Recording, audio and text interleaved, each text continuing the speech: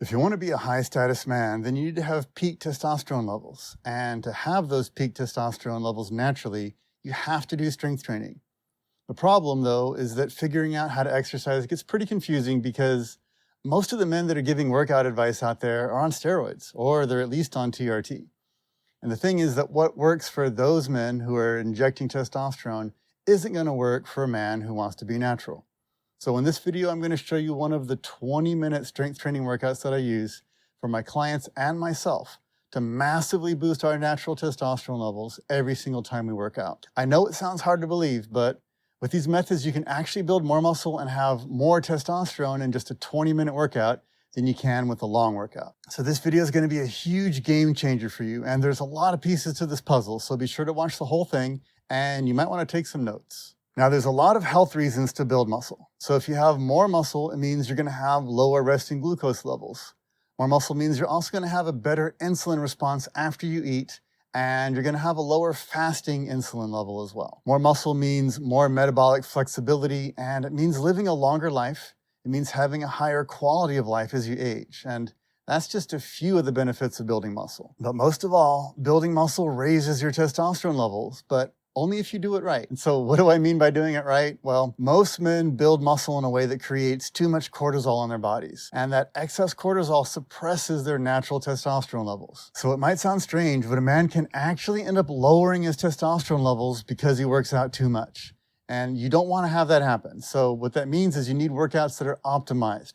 They need to be optimized for building muscle, and they need to be optimized for boosting your natural testosterone levels. And so, like I said, most of the men out there that are giving bodybuilding advice are on TRT or they're on steroids.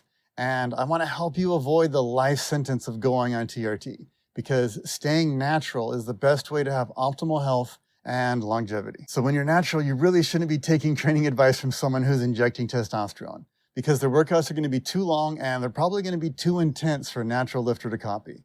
Now, you can copy that workout, but your results aren't going to be very good because of cortisol. That's really one of the biggest reasons why those kind of workouts are a problem when you're natural. So in the first 20 minutes of a workout, your natural testosterone levels are going to go up a lot, especially if your diet and your supplements are on point. But when you hit the 40-minute mark of a workout, your cortisol levels start to rise. And that increase of cortisol starts pushing your testosterone levels down. Now, for a man who's on steroids, that excess cortisol doesn't really matter because he's just going to inject more testosterone. He's going to keep those levels high. But as a natty, you need a smarter approach. So when you limit your workouts to 20 minutes, you won't even come close to that cortisol spike. You'll just get a huge natural surge of testosterone, and it's going to stay with you all day after your workout, as long as you have your diet and your supplements dialed in. Now, I personally use these training methods to naturally raise my testosterone from just 307 nanograms per deciliter, and that was at my lowest point 10 years ago. And I brought it up to over 1,000 nanograms per deciliter. And right now, I'm at 1,196 nanograms per deciliter of all natural testosterone. So it works. So to do this the right way, you need to remember 4 very important principles. The first principle is to do 1 set per exercise until you reach total muscular failure. So this is an old school bodybuilding method called high intensity training. And it was popular for a while, but it got left behind because of steroids.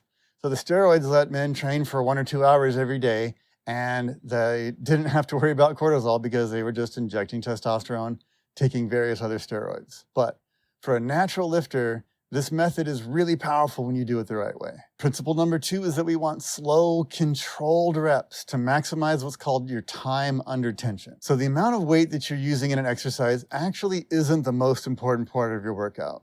What really matters is the amount of tension that your muscles experience during a set. So we're going to use lighter weights and we're going to slow down your reps, and we're going to make that 1 set last longer. And a longer lasting set means you have more time under tension. And when you do it right, more time under tension is going to build more muscle. So the tempo that you want to use is 2 seconds up and 3 seconds down. And you want to count it out slowly. Don't rush it. It needs to be 2 full seconds on your concentric and 3 full seconds on your eccentric. In other words, the concentric is when you raise the weight, and then the 3 seconds on the negative or the eccentric is when you're lowering the weight. Now, it's going to feel easy at first, but then it's going to start to burn. It's going to burn a lot.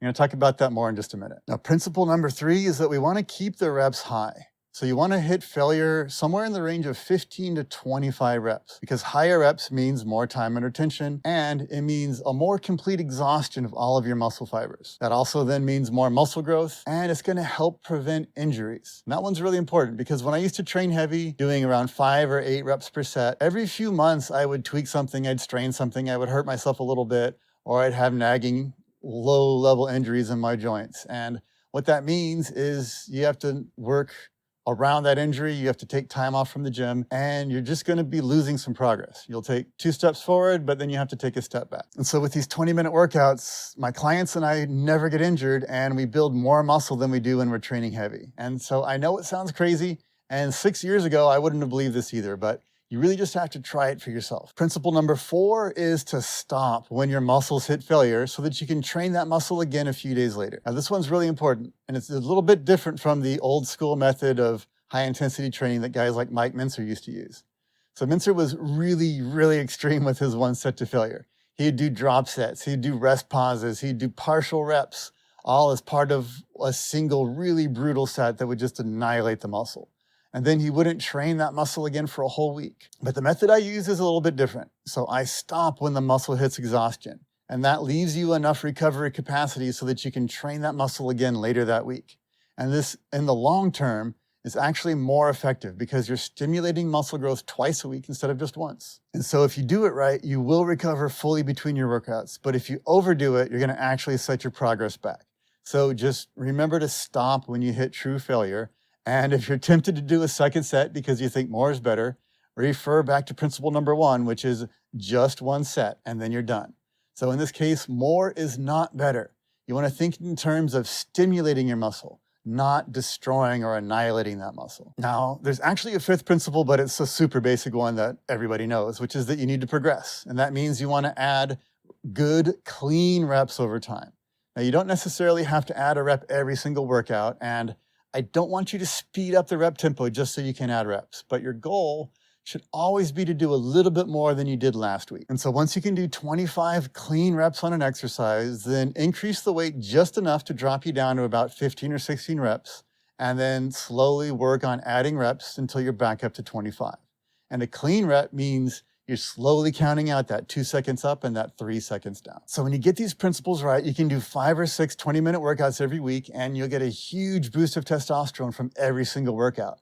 Now, you're also going to save a ton of time versus doing an hour-long workout 3, 4, or 5 days a week. And you're going to get better results than you do with long workouts. Now, another big advantage is that it's way easier to be consistent when your workout's only 20 minutes, right? Everybody can squeeze in a 20-minute workout, no matter how busy you are. There's no excuse. Okay, so how does this actually look? Let's dive in. So first of all, I want you to do a 3-day split of a push day, a pull day, and a leg day. And we're only going to use 4 exercises per workout because that's all we need to get the job done. In fact, a leg day is actually just 3 exercises. It's a leg press or a hack squat. It's a set of hamstring curls and then a set of calf raises. Now, I know that you shouldn't be skipping leg day, but you're probably doing it anyways. But now you're not going to have an excuse because it's 3 exercises. I mean, you might have an excuse because it's going to burn, it's going to hurt a little bit, but you're going to get used to that burn after a few weeks, and you're going to actually start to like it because that burn lets you know that you're really stimulating all your muscle fibers and you're really maximizing your testosterone release. Just remember, you got to have that tempo. 2 seconds on the concentric, 3 seconds on the eccentric. And of course, keep going in that set until you can't complete 1 more rep. Now, I recommend the leg press or the hack squat so that you don't have to worry about your form, because with a back squat or a front squat, when you're getting close to failure, your form's going to break down and it's going to put you at a risk of injury. So I want you to be safe. So just stick with the leg press or a hack squat. Now, on your push day, you're going to do dumbbell bench press, dumbbell overhead press, and some tricep skull crushers. And then you're going to finish off with some deltoid side laterals. So I want you to use dumbbells if you can for the presses. It's better than a machine. Now, you can use a machine if you need to, but either a dumbbell or a machine so that you won't need a spotter, because nobody's going to want to spot you for over 20 reps, and you're going to hit failure at some point. Right? That's the point of this training method. So with dumbbells, you can just dump the weight when you hit that failure point. And I prefer dumbbells over a machine because the dumbbells are going to make you work harder. They're going to recruit more of your stabilizing muscles. Now, another advantage of dumbbells over a machine is that dumbbells let you find that ideal angle of your wrist for your body. So it's going to help a lot if you have any kind of shoulder issues. Just remember, 3 seconds down, 2 seconds up, and count it out and make it burn. And then when you can't do another rep, you're done with that set and you're going to move on to the next one. Now, an important point here with deltoid side laterals is that you want a slight bend in your elbows and you want your upper arms forward about 30 degrees from the center line of your body. So when you're doing this exercise, the dumbbells should form an arc in front of your body. You don't want your arms straight out to the side. That's going to hurt your shoulders. And if you feel any pain in your shoulders when you're doing this exercise, you need to adjust the way that you're doing it.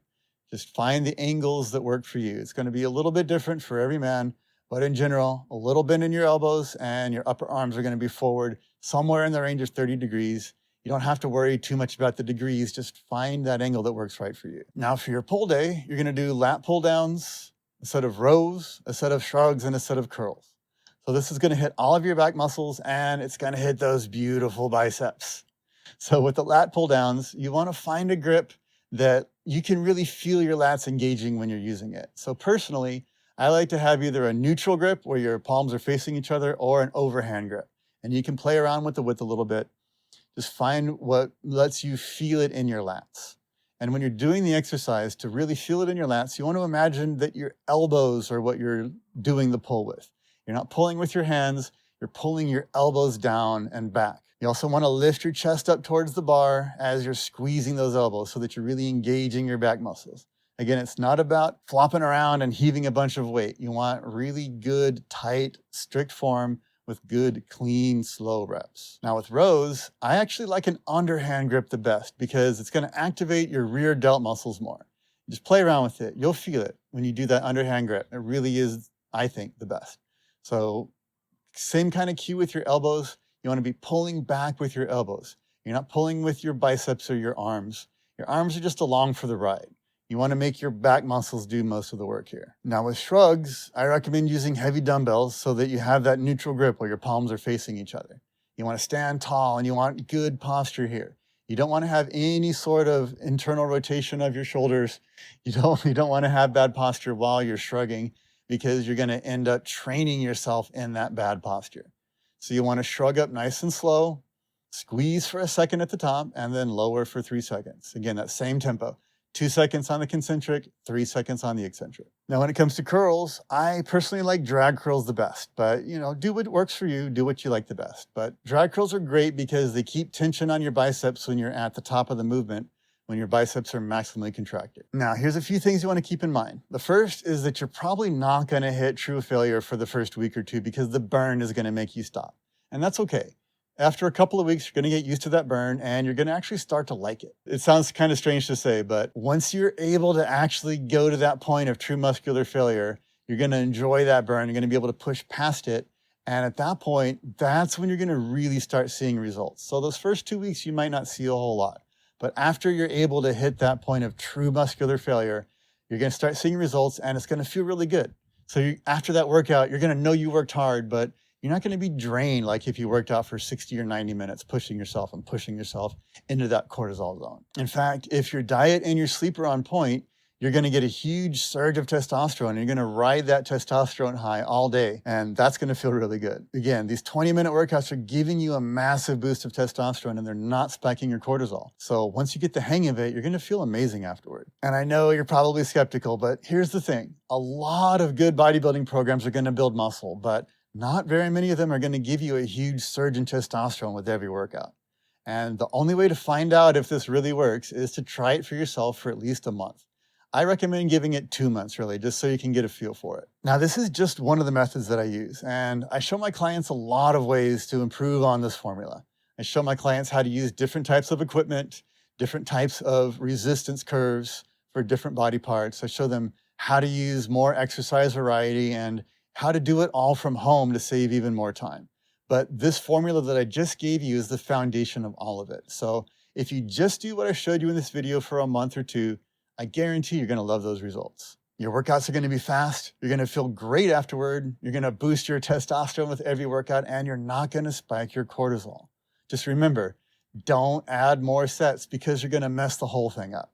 Just put everything you have into that one set and then move on to the next one. So now that you know how to do a super powerful testosterone boosting workout in just 20 minutes, Here's another video on how to double or even triple your testosterone levels, and it has key information you're definitely going to need, so be sure to check it out.